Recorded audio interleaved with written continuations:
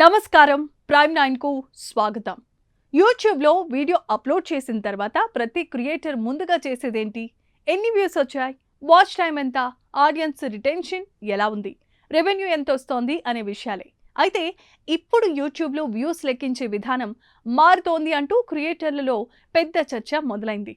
Video play అవడం మొదలైన వెంటనే అది ఒక వ్యూగా లెక్కలోనికి వస్తుందా? లైవ్ స్ట్రీమ్ లోకి ప్రేక్షకుడు ఎంటర్ అయిన వెంటనే వ్యూ పెరుగుతుందా? అలా అయితే ఇకపై మనకు కనిపించే పబ్లిక్ వ్యూస్ భారీగా పెరిగిపోతాయా?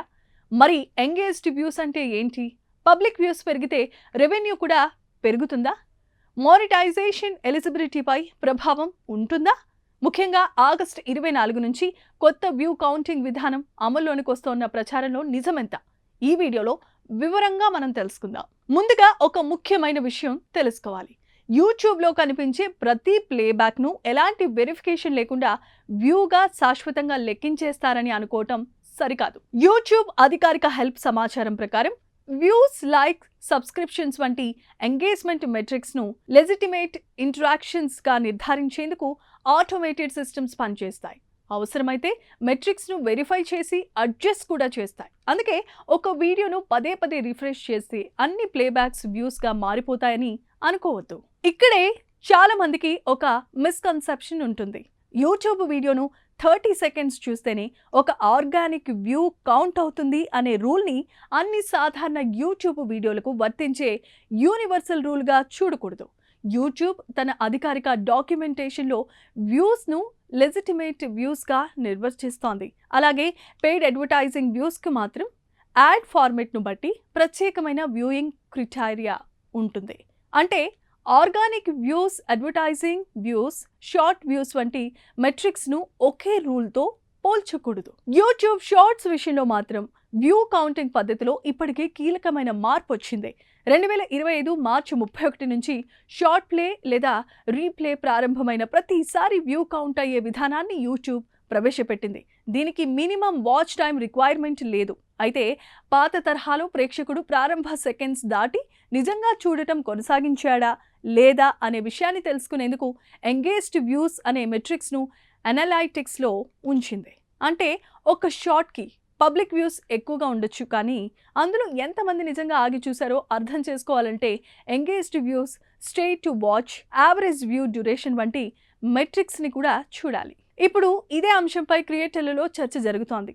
వీడియో మొదలైన వెంటనే వ్యూగా నమోదు చేయటం, లైవ్ స్ట్రీమ్లో వ్యూయర్ ప్రవేశించినప్పుడు ప్లేబ్యాక్ను లెక్కించడం వంటి మార్పులతో వేర్వేరు కంటెంట్ ఫార్మాట్స్ మధ్య మెట్రిక్స్ను మరింత కాన్సిస్టెంట్గా మార్చే ప్రయత్నం జరుగుతోందన్న కథనాలు వస్తున్నాయి. లైవ్ స్ట్రీమ్స్ విషయంలో యూట్యూబ్ ఇప్పటికే వ్యూస్తో పాటు concurrent viewers, average view duration, total watch time, peak concurrent viewers వంటి మెట్రిక్స్ని కూడా అందిస్తోంది. అంటే లైవ్కి కేవలం మొత్తం వ్యూస్ చూసి పెర్ఫార్మెన్స్ నిర్ణయించడం సరిపోదన్నమాట. ఇక్కడే అసలైన విషయం కూడా ఉంది. ఒకవేళ ప్లేబ్యాక్ ప్రారంభాన్ని మరింత విస్తృతంగా పబ్లిక్ వ్యూగా లెక్కించే విధానం అమలైతే కొన్ని వీడియోలకు కనిపించే వ్యూ కౌంట్ పెరిగే అవకాశం ఉంటుంది. కానీ వ్యూస్ పెరగడం, ఆడియన్స్ ఎంగేజ్మెంట్ పెరగడం అని మాత్రం అర్థం కాదు. ఒక వీడియోకు 10 లక్షల వ్యూస్ వచ్చాయని అనుకుందాం, కానీ యావరేజ్ వ్యూ డ్యూరేషన్ చాలా తక్కువగా ఉంటే, ప్రేక్షకులు మొదటి కొన్ని సెకండ్స్లో వెళ్ళిపోతూ ఉంటే, అప్పుడు వ్యూ కౌంట్ పెద్దదిగా కనిపించినా వీడియో ఆడియన్స్ని బలంగా రిటైన్ చేసిందని చెప్పలేం. అందుకే యూట్యూబ్ అనలిటిక్స్లో watch time, average view duration, audience retention, CTR వంటి మెట్రిక్స్ చాలా ముఖ్యమైనవి.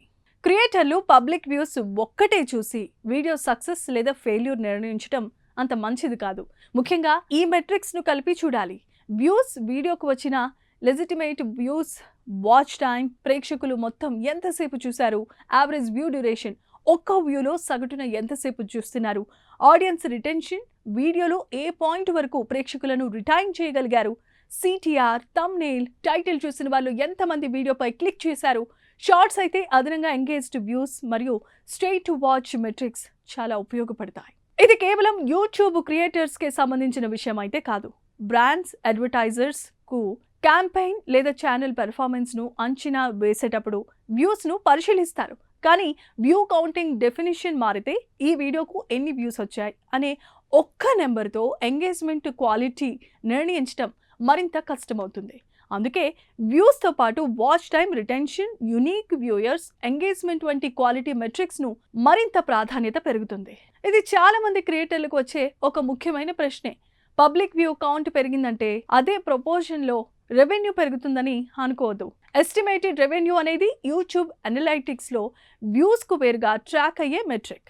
Ads, monetized playbacks, advertiser demand, audience, geography, content category వంటి అనేక అంశాలు ఆదాయాన్ని ప్రభావితం చేయగలవు. యూట్యూబ్ స్టూడియోలో views, watch time, subscribers, estimated రెవెన్యూలను వేర్వేరు కీ మెట్రిక్స్గా చూపిస్తుంది. కాబట్టి వ్యూ కౌంట్ డెఫినేషన్లో మార్పు వచ్చిందని మాత్రమే రెవెన్యూ ఆటోమేటికలీ పెరుగుతుందని చెప్పలేం. ఇక్కడ కూడా జాగ్రత్త అవసరమే. సోషల్ మీడియాలో సర్క్యులేటింగ్ నంబర్స్ లేదా థర్డ్ పార్టీ రిపోర్ట్స్ ఆధారంగా యూట్యూబ్ పార్ట్నర్ ప్రోగ్రామ్ ఎలిజిబిలిటీ మారిపోయిందని వెంటనే నమ్మేయకూడదు. YPP eligibility, thresholds, monetization policies విషయంలో యూట్యూబ్ అధికారిక హెల్ప్, స్టూడియో ఇన్ఫర్మేషన్నే ఫైనల్ రిఫరెన్స్గా తీసుకోవాలి. వ్యూస్ ఎలా డిస్ప్లే అవుతున్నాయి అనే మెట్రిక్ చేంజ్ ఒక విషయం. Monetization eligibility, valid watch time, eligible shorts viewers, revenues calculations మరో విషయం. రెండింటిని కలిపి అసలు చూడకూడదు. ఇక్కడ ప్రైమ్9 వ్యూవర్స్కు ఒక ముఖ్యమైన క్లారిఫికేషన్.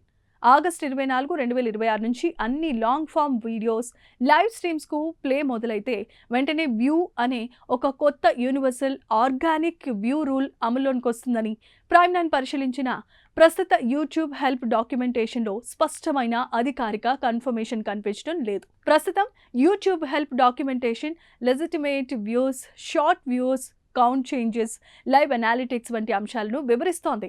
షార్ట్స్కు ఎంగేజ్డ్ వ్యూస్ ప్రత్యేక మెట్రిక్గా ఉన్నప్పటికీ వీడియోస్ మరియు లైవ్ స్ట్రీమ్స్ విషయంలో ప్రస్తుతం హెల్ప్ పేజ్లో ఎంగేజ్డ్ వ్యూస్ అనేది వ్యూస్తో సమానంగా ఉంటుందని పేర్కొంటోంది.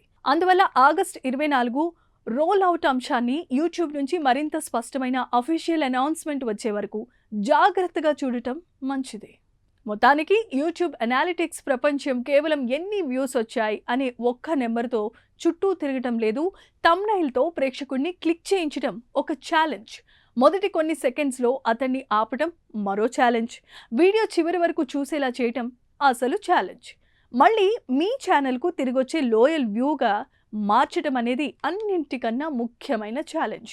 అందుకే రాబోయే రోజుల్లో క్రియేటర్లు పబ్లిక్ వ్యూ కౌంట్ కంటే CTR plus watch time plus average view duration plus audience retention plus returning viewers వంటి మెట్రిక్స్ పైనే ఎక్కువగా దృష్టి పెట్టాల్సిన అవసరం ఎంతైనా ఉంది. ఒక్క మాటలో చెప్పాలంటే వ్యూ రావడం రీచ్ను చూపించవచ్చు, కానీ వ్యూవర్ ఎంతసేపు ఉన్నాడనేది కంటెంట్ స్ట్రెంగ్త్ను చెబుతుంది. యూట్యూబ్ నుంచి వ్యూ కౌంటింగ్కు సంబంధించి మరింత స్పష్టమైన అధికారిక అప్డేట్ వస్తే ప్రైమ్9లో మీకు పూర్తి వివరాలు అందిస్తాం. ఈ యూట్యూబ్ వ్యూ కౌంటింగ్ మార్పులపై మీ అభిప్రాయం ఏంటి? పబ్లిక్ వ్యూస్ కంటే ఎంగేజ్డ్ వ్యూస్కు ఎక్కువ ప్రాధాన్యత ఇవ్వాలని మీరు భావిస్తున్నారా? మీ అభిప్రాయాన్ని కామెంట్స్ చేయండి. ఇలాంటి టెక్ అప్డేట్స్ కోసం ప్రైమ్9ను సబ్స్క్రైబ్ చేసుకోండి. నమస్కారం.